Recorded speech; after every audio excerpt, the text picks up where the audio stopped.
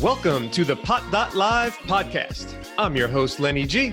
This podcast is all about connecting the community with the thought leaders of business and entertainment in the cannabis industry. As this industry expands and becomes more and more mainstream, we want to educate and entertain our listeners and become your choice and voice for all things cannabis. Thanks for joining us and enjoy the show. If you are into the recreational side of the cannabis industry, yes, stoners, I'm talking to you, then thepot.com is the online and mobile destination for you. That's right, THEPOT.com, thepot.com. Where else can you find the exclusive pot made of the month? Take a pot quiz and win prizes. Scroll through hilarious memes and jokes and check out the latest podcasts, news, and trends, all while having your own profile and voice in the pot.com forum. Visit thepot.com today and get lit. Welcome to another episode of the Pot.Live podcast. I'm your host, Lenny G, and today our special guest is Mr. Michael Klein. He is the CEO of Miraculo, which is the mothership for a bunch of cool ventures that we're going to get into. And after spending a few decades as an award-winning executive vice president at huge companies like Condé Nast and MTV, he has jumped into the digital age and working on his best skill, which is discovering underserved audiences, offering them the premium content experience they really want, and doing it at scale and driving revenue for your company. Michael Klein, welcome to the show. Thank you very much. Boy, I like how you say the word miraculo. Miraculo, it's a great word. Tell us how we spell it. How do we spell miraculo so everybody, the listeners, can understand it a little better? Latin for miracle, M-I-R-A-C-U-L-O. Ah, well, that must be the Italian in me, my heritage. So I just got back from Italy and I have all the words flowing out of my mouth now. So maybe that's why it sounded so good. Excellent. All right. So Michael, give us a little, background on who you are and how you got to this point, and then we'll dive into each of some of your ventures. Sure. My background is actually in entertainment and digital content, as you mentioned. Prior to joining Miraculo as CEO last fall, I was head of original programming and content at MTV. Before that, many years with Sundance TV, running originals, Travel Channel, TLC, having, great opportunity working with people like Anthony Bourdain, launching shows like What Not to Wear and Man vs. Food, etc. In 2012, I was invited to join Condé Nast, home of Vogue, Vanity Fair, GQ, etc., to take the IP of some of the best storytellers in the world to other platforms, feature film, television, and digital content. So I initially went in to set up the TV division and then very quickly took oversight of this nascent digital business, which was to create an environment to attract, in that case, millennial audiences, 18 to 34-year-olds, who had abandoned television and also had abandoned magazines. They were living in a digital world and advertisers needed to connect with them. So we created a platform that reached hundreds of millions of individuals in the US, served original content, video, started a very small digital footprint. Many of these legendary brands certainly had turned their back on digital and they needed time to catch up. So from a small footprint in 2012, we were able to grow a platform that today is reaching over 1 billion plus video views every month, and represents a huge amount of revenue for that company. Wow. So when you think about the cannabis space, and when I was approached about this opportunity, there was such a cultural conversation that has been going on over the last few years, and has certainly picked up, an enormous amount of steam, as we know. But what I found is when I looked across the digital landscape, there were any number of platforms that had emerged, but they were all speaking to the same consumer, which was an adult consumption or a recreational consumer. It was an individual that already had a relationship to cannabis. Nobody was owning an authority voice for those that are new to this, that are curious, a cannabis curious, a CBD curious consumer, that won't find themselves going to a dispensary to learn more because in their minds, they're not that person. And they certainly wouldn't find themselves on these other platforms because they may be full of images of smoke or stigmatizing language, things that would prevent them from wanting to go on a deeper dive. And that was the opportunity with Miraculo, discovering these underserved audiences, creating a great content experience for them by scaling it and monetizing it. First of all, impressive, obviously. Congrats on your success. When we're talking about these different niches and the younger generation, what is it that you found in your research and your experience? What do they want to consume video more? Are they interested in the education part of it, or is it just the experience and entertainment side of the industry? Well, I think it's a little bit of all. I mean, this is the way that I look at it. Consumers are racing to premium. They want a premium experience. And a premium comes in various forms. It's all about an authoritative voice. It's information that I can trust. It's an environment and a community that I want to share. So if you think about Cannabis MD, one of our verticals, it is the only non-advocacy platform for consumers to learn more about potential benefits of medical cannabis and CBD. And I say potential because we are giving consumers all of the information of positive research, positive first-person accounts, and the not-so-positive research and not-so-positive first-person accounts, all with the goal of empowering them to make choices that are right for their lifestyle. We're at this stage where we know research is in pockets around the world, but certainly not to the degree that we need to have full buy-in from the larger medical community. So we're using the platform as a place for some of the best thinkers in the space to share their knowledge. And what I find so interesting is that where we are in this industry, you have wildly varying opinions, even within the medical community, of the efficacy of CBD in a particular ailment or the dosing that's required, et cetera. And I think that is fantastic. In fact, I've had my medical advisors approach me saying, "Are you okay if I don't agree with some of the others?" And I said, that makes us that much more authentic to our audience. Absolutely. Yes, I agree. Different opinions, make the content so much more attractive, like you said, as opposed to just take CBD, it helps with anxiety. Take CBD, it helps with this. There's other people that maybe don't have that same experience. And if you can give both sides of the equation, it is more authentic. So I agree with you there. Can you give some more tips to some of our business owners out there that may be listening about how you build that trust and authority in the space if you do have an online platform? Sure. I mean, here's the one thing that I find so fascinating about the world of cannabis is that you've had something that has exploded into culture that touches almost every age group. We did a piece of work looking at interest in CBD in online search over the last 5 years. And you put it up against beauty, which is one of the most searched terms on the internet. And wellness, which as you can imagine, spikes in January, and then by first week of February they call it the cliff, where people give up on that gym membership and that diet and their dry January, and they go back to their old habits. And you look at CBD, it was bubbling along until early 2017. It starts to hockey stick up to now, to the point that it's actually one of the most searched terms on the internet and continues to grow. So it demonstrates that consumer acceptance has completely outpaced regulatory bodies, as we know, the FDA now just getting into the conversation. But it also, afforded the opportunity for Cannabis MD to be born and be that authority voice to address those consumer needs. But as I said, you're talking to such a wide swath of consumers. My 82-year-old mother discovered a 3-to-1 THC CBD bomb that she uses on a knee that allows her to continue to golf. At the same time, I've got a 21-year-old niece who is a dancer that just graduated from USC who uses CBD as part of her recovery program. So wildly different audience needs, but for both of them have discovered something that is social currency within their representative communities. So the important lesson for any cannabis company is be very clear about who your audience is. It's not just, it's for everyone.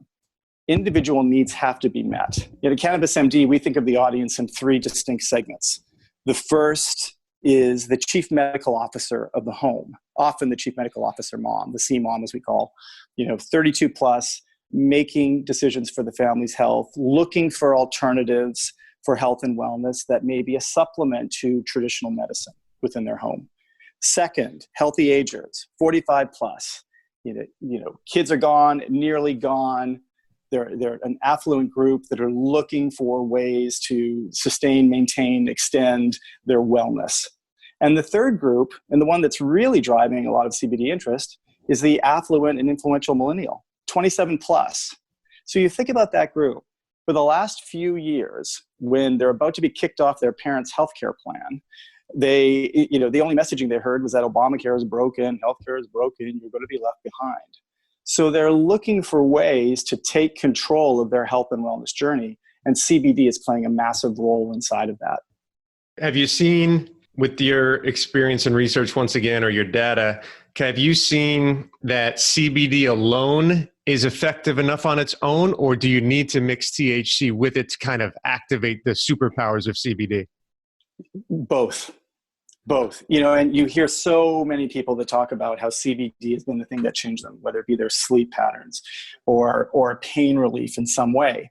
But then you also have others that are not they're not having the impact that it has, and they're looking for, with some sort of dose of THC associated with it to release more. And then again, from the doctor's perspective, the belief of how THC can enhance the impact and is necessary in order for CBD to actually live up to its full potential. So it's clear as mud right now. And, I find it interesting too, when people say, I think it's just I sleep better, but I think it's just a placebo. Well, okay.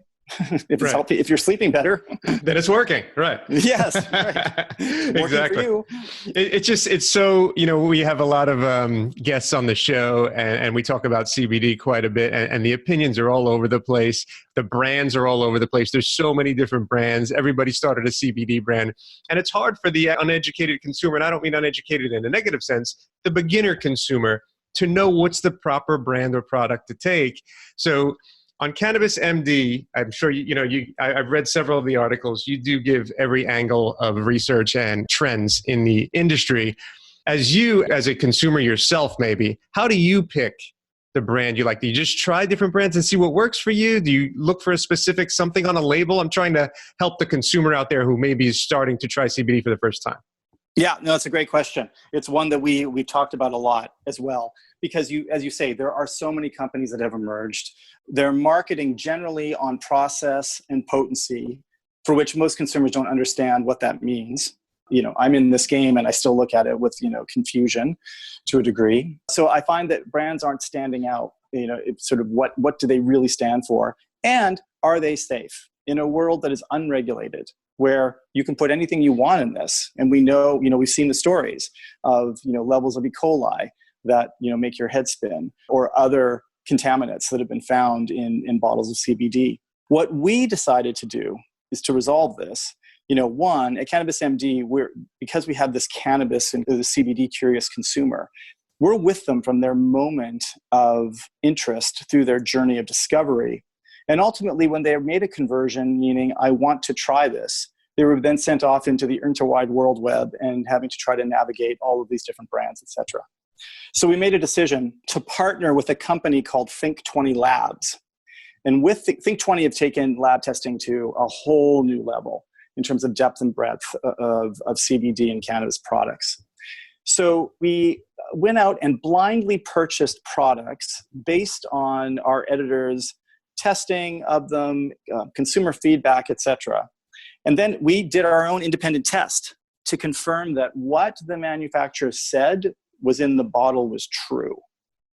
And then made those products available to the audience on Cannabis MD. So it kept our non-advocacy point of view, because what we were doing was saying, look, consumer, if you want to make the choice, here are products that we have tested and the data shows that they are safe. So that's the beginning, I think, for consumers to help to navigate. They can see various brands that are available on the site, and we'll be introducing more brands to that collection as we move along. Excellent. Excellent. So let's pivot a little bit and just talk about online platforms. So as an owner myself of several online platforms, I count like the holy trifecta, if you will, is having the users or data, having recurring, revenue streams that you can create on your platform, and then having a unique or premium domain and having all three of those execute and be in sync together. How have you done that with Cannabis MD? It is the combination. I say everything we do is with intent. As you know, in a digital world, you're dropping a stone in the ocean unless you're doing it with intent. So one, we look at our data. We've actually created a data tool called Knowledge Navigator. As I mentioned, we have this profile of consumer and we're with them through that journey of discovery. So we're learning so much. And this is just based on psychographic behavior in our site. But we take those profiles that emerge, we put them against a data lake of about 30 million points of data that is crawling the web, crawling social sites. And we've actually written our own AI code that stitches it together to give us an emotional picture, the emotional sentiment that consumers feel about CBD and blank or medical cannabis and blank. So let me give you an example. CBD and sleep. Knowledge Navigator can give us a report that over the last 30 days, there have been 422,000 interactions online regarding CBD and sleep. We can dig into it. We can look at the demographic breakdown, where they're getting their sources of information, the hashtags they're using in social, the emojis they're using in social, and then digging into the actual emotional driver. And sleep, interestingly enough, the number one driver for that search is fear. And when you dig into fear, it's fear of a sore back, fear that I won't get enough sleep, fear of the impact it has on my health and wellness. So with that, our editors are armed with a consumer need state that we can deliver through an original content experience, whether in the form of articles, video, etc. But we also take that information to brands, and in our case, non-endemic, non-cannabis brands, and give them the tools to bring them into this cultural conversation. We've created a platform for them, as I say, free of smoke, free of stigmatizing language, but can make them relevant to this audience that is ever growing of a CBD or cannabis curious. So that's one piece of it. Secondly, making sure you have the authority voice. When I talked about premium, and especially in Google ranking, you're rewarded for premium voice that is authoritative, that is experienced, that goes deep on a particular subject. The days of a quick list and having that work for you in search are gone. You need to make much more investment in it. But again, making sure it's relevant content for the audience, or it's just, again, a pebble in the ocean. And how do you see, as far as driving traffic to your site, is it all through what you just described in SEO? How often do you use social media? Is social media a huge traffic generator for you, or are you just sticking right with traditional search results? Well, it's so interesting because I often, everything with intent, this is such a search intent audience. They are very specific about, I have an ailment, I want a solution, CBD and sleep, or CBD acne, whatever it might be. So majority of our audience is coming from search and the fact that we can rank so high across all of these different ailments. We do use social, but social's challenging when your name is Cannabis MD, given that cannabis is a spiked word in the world of Facebook and Instagram, as well as CBD. Is having challenges. So what we've done is we actually control thousands of domains around the medical cannabis CBD space. So what we identified 65 plus ailments plus the cannabis extension, cannabis, CBD, THC, marijuana, all .coms. But with those, we can build audiences around a specific ailment, like anxiety, like natural health, etc. And we're able then to scale those primarily on Facebook and introduce Cannabis MD content to them. And so that way you're basically taking a niche ailment, but these clusters become your mass, if that makes sense. Yeah, it's very interesting. I'm enjoying hearing how you've built this platform. So I know that one of the items in your bio that I saw is, how do you work for big media giants? How can a startup company, if someone's trying to start their own online platform or they're just a new brand trying to get out there, how on a startup budget can they try and get some big results? Well, everything I do is storytelling. And the success of any brand, as you know, has got to be great storytelling. If you remain authentic and are really clear about your intention with your content and attracting voices that can help amplify that content, you're off to a great start. And it's funny, I was having a conversation with someone the other day who started a business on Instagram. And it was, she's doing it out of her home. It's a dream project. And we talked about her story. And there was so much to her story that she was not bringing into the platform and to build that community. And I said, just be your authentic self. and you'll see this grow. And I think that is, key advice for anybody who's trying to get into this space. Again, gone are the days, I think, of platforms that are just trying to be a shill to sell stuff. They've got to have a voice and a personality behind them and really stand for something. I was fortunate, interesting. I mean, you think about Condé Nast. I had incredible brand power, Vogue, Vanity Fair, etc. But to a digital millennial audience, they meant nothing. So we had to find a way to craft and really transform those brands for a digital age and make them relevant. What they did offer was incredible access. So we were introduced to worlds, whether it be celebrity or businesses, et cetera, that others couldn't get to. And we had to then express those in a form that made sense to that audience. You're hitting on every angle. Like I said, I'm really enjoying all of your answers, which is great. And you do tell a story beautifully. So kudos to you on that. So before we pivot to the general cannabis industry as a whole, tell the listeners where they can learn more. I know it's cannabismd.com, correct? Are there any other Miraculo platforms that they need to know about? There is.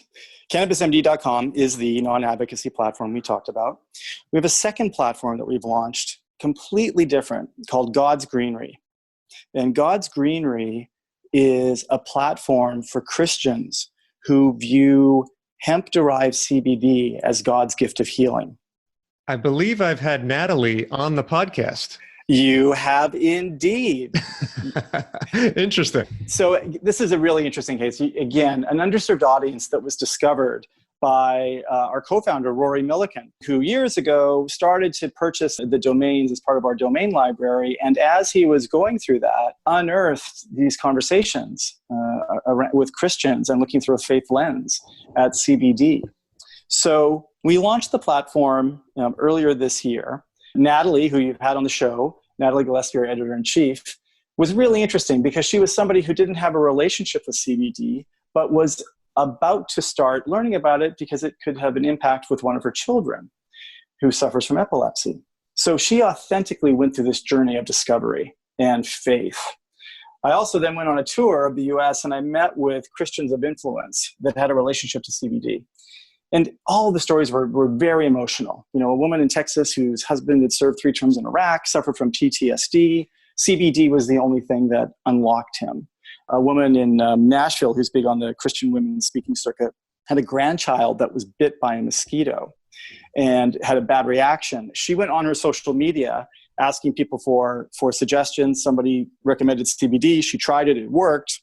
And the follow-up question after any of these interactions would be, so what do you recommend? Sort of your question earlier, what do you tell consumers? What do you buy?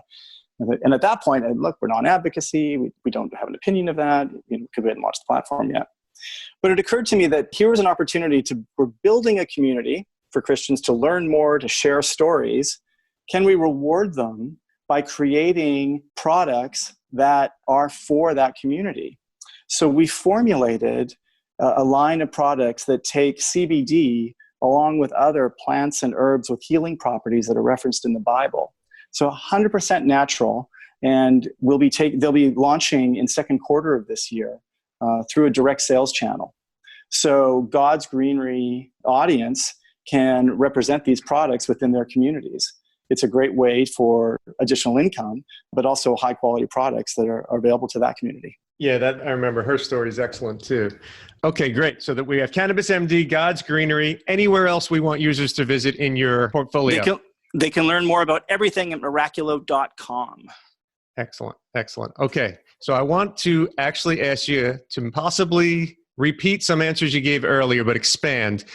I get in discussions, I won't say arguments, discussions about the value of domains. And you mentioned, your domain portfolio and how you retarget those to your platform. Can you just explain again the value in acquiring certain key domains and how you actually do that?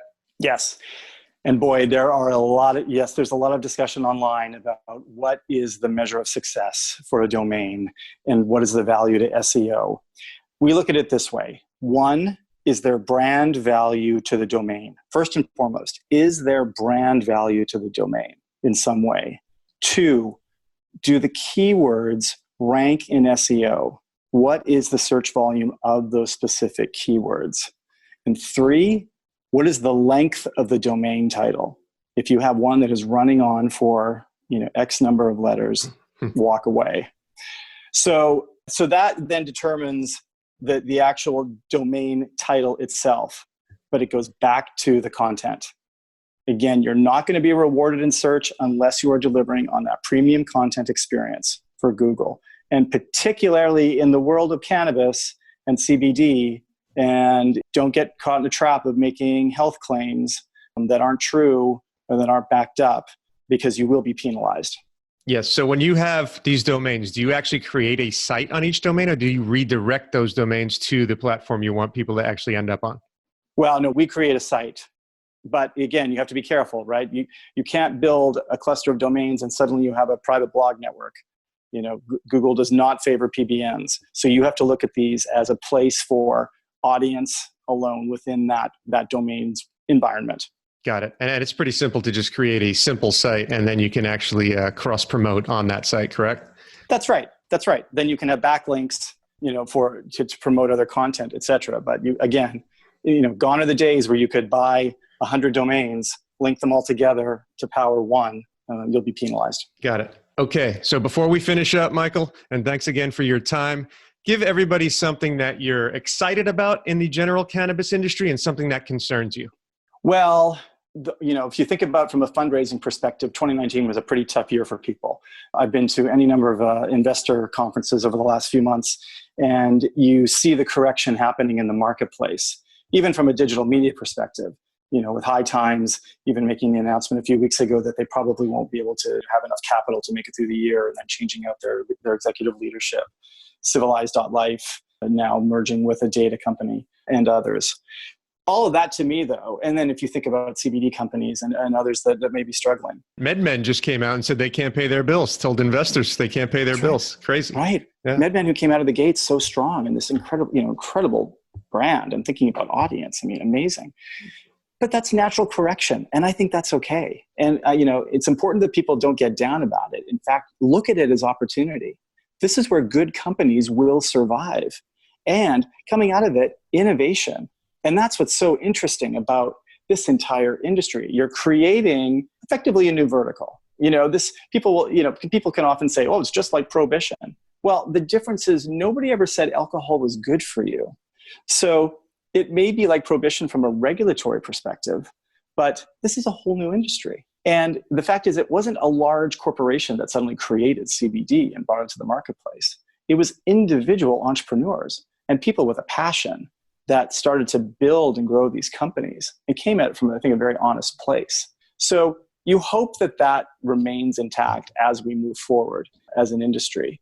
And you see more and more people coming in, like me, from other industries that are taking sort of what I've learned through my career and applying it here in order to make this even bigger than maybe people thought in the first place. Yeah, I think there's a lot of smart and talented and eventually well-capitalized people when the regulations are a little relaxed that are coming into this industry to really take away the stigma of what it was and making it more of a mainstream industry on the whole. And with that, brands will emerge, brands that really stand for something in a consumer's mind. That's really important. Right. All right. So I don't know, was that what excites you or what concerns you? Or did we answer both already? I think we might have answered both inside of that, to be perfectly honest. I think so too. Well, Michael Klein, thank you so much for being a guest. We'll have all of your information in our show notes, and appreciate your time, my friend. Thank you for having me. And we will see everyone next time on the Pot.Live podcast. Listeners, are you looking for the only one-stop online platform in the cannabis industry? Then you have to check out MJ.com. MJ has it all. Medical and professional news and trends. Get your medical card. Over 150 free workouts for your health and fitness. VIP membership. 2 different gaming apps to win cash and prizes. Find your local dispensaries. Learn about the latest strains and search for your career in the marijuana industry. And don't forget to get your favorite lab-tested CBD products delivered straight to your front door. It's all at MJ.com.